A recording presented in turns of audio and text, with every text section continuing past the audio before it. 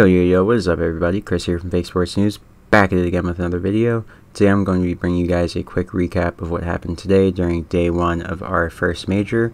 It was pretty interesting. Our opening matchup, of course, we saw the Toronto Ultra taking on the London Royal Ravens. They had a fill-in, of course, Zed filling in for Alex, and that was a pretty interesting matchup. Zed played pretty well in the S&Ds, and of course in the respawn, you know, he's a sub, so it really showed. It wasn't really a bad showing on his part, but you could tell he wasn't really well acquainted to the team's strategies and just the way that they play. He's been playing challengers the entire season, and he got the call, I think, 24 hours beforehand. So it was a pretty quick turnaround, and I was surprised that they won 2 maps in the series and even pushed it to a Game 5, gave themselves a chance to take the series. So hats off to the London Royal Ravens for putting on such a good performance on such short notice. And of course, if you're the Toronto Ultra, you really got to look at that and say, what the heck happened, right? Like, these guys should not have pushed them to a Game 5, realistically speaking. They really brought in this sub on 24 hours notice, and it didn't show, right? Like, it should have been a 3-1 or a 3-0 for the Ultra. They've been playing together for well over a year now, and honestly, I just don't know what kind of form they're in as of late. That matchup was very telling for me because they started the split they finished the split 1-5, and going into the major, I wasn't very confident in their abilities to come out hot and just kind of make a statement given how bad their form has been lately. And going into tomorrow's matches, that kind of sealed the deal for me. I don't think that they'll be, you know, playing to their potential really, and I think they'll get bounced out tomorrow. Looking ahead to our second matchup of the day, we had the Florida Mutineers taking on the Seattle Surge, and the first map was close, but honestly, that was really the only close map in the series. It was 235 in favor of Seattle to 250 in favor of the Mutineers, and the Mutineers coasted from there on. Their Surge, of course, they have a real issue of just playing together as a team, so I think in time they'll kind of iron that out. But Wake and Neptune have been playing on another level in Search, and as long as Skies and Slacked can kind of help them out to not throw away numbers, then the Mutineers will be a pretty solid Search team. They just need to play through Wake and Neptune and not give up numbers like they have been.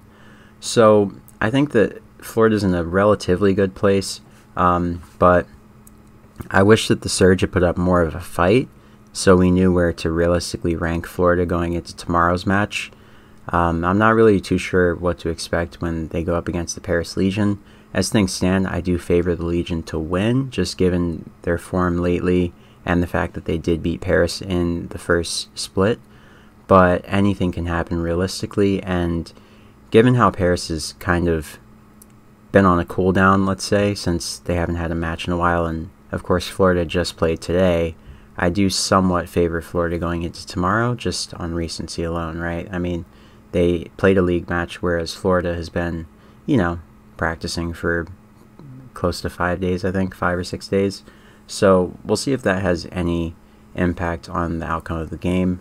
The Surge, I mean, they won map 2, but I said that they had a chance to win maybe one map 2, and I thought they would win maybe the second hardpoint because they tend to do that, but not this time. So I don't know what to expect for the Surge going forward. They got to figure a lot out. Maybe a roster change is in question.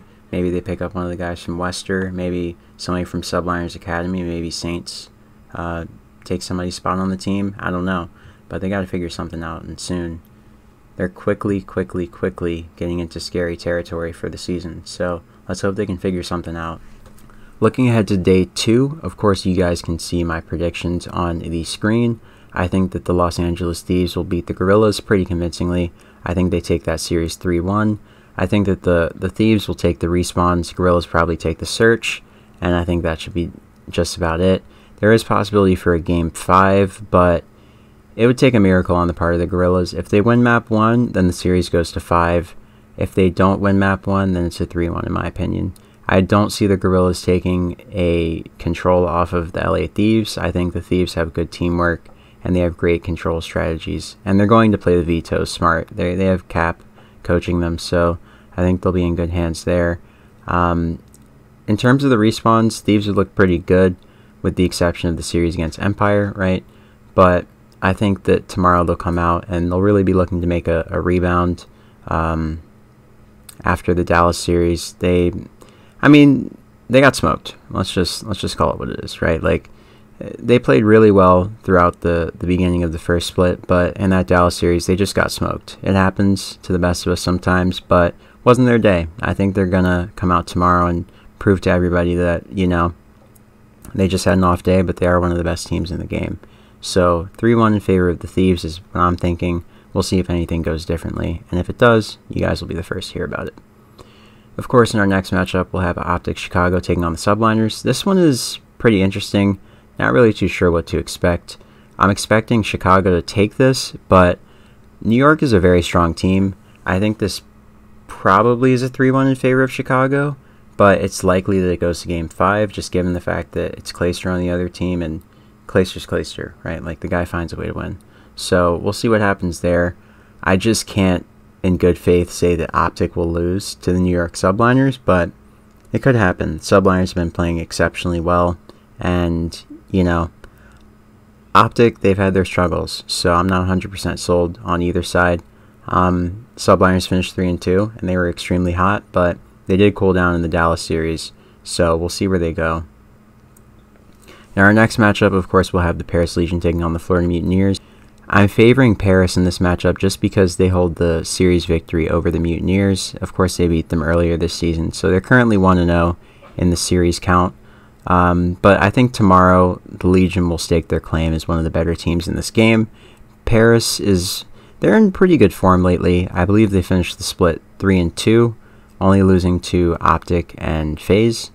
But in the case of the Mutineers, they have a lot of, things to work out. Obviously, their search and destroy is not as strong as it should be, which we saw earlier today.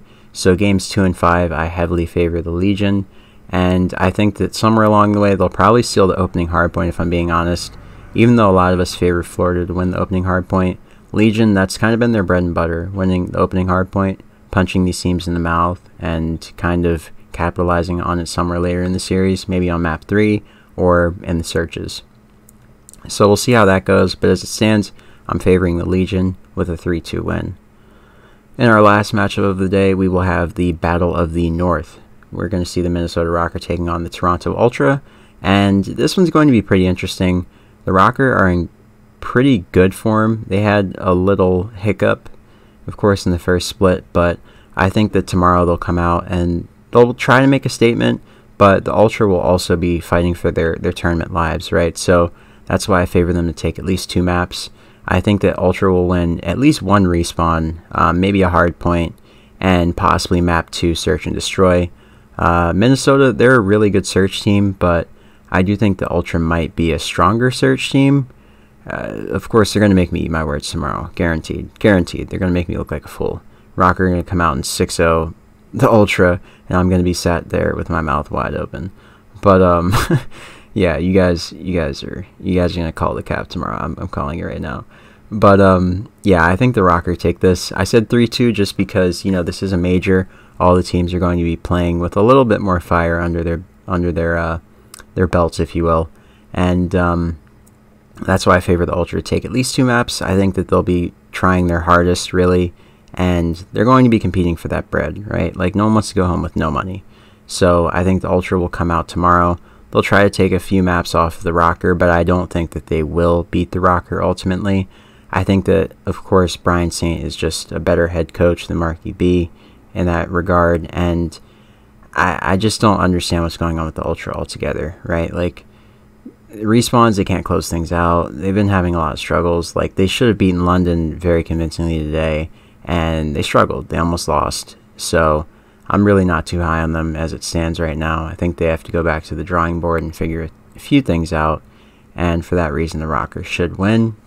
Now, in terms of bets, I would say go Moneyline all the way tomorrow since it is a major, and none of these things are guaranteed.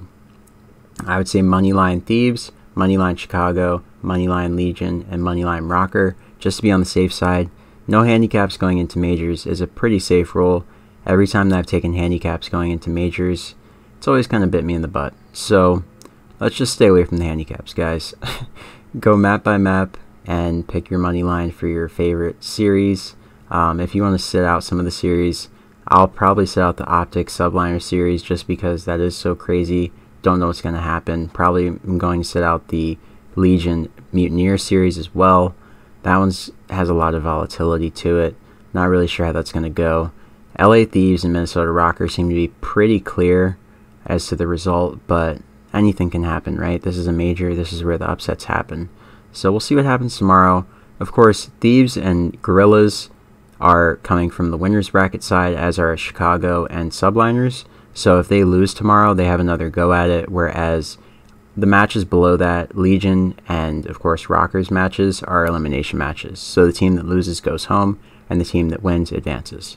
So we'll see what happens. It's going to be an interesting day of COD for sure, and we're set for some really good matches like today. So be sure to tune in tomorrow at 3 p.m. Eastern Time on the COD League channel. Link is in the description below as always. And I hope you guys enjoy all of the action. And yeah, that'll just about wrap it up for me. Catch you guys on the next video. Once again, this is Chris from Fake Sports News, and I am signing off. Peace.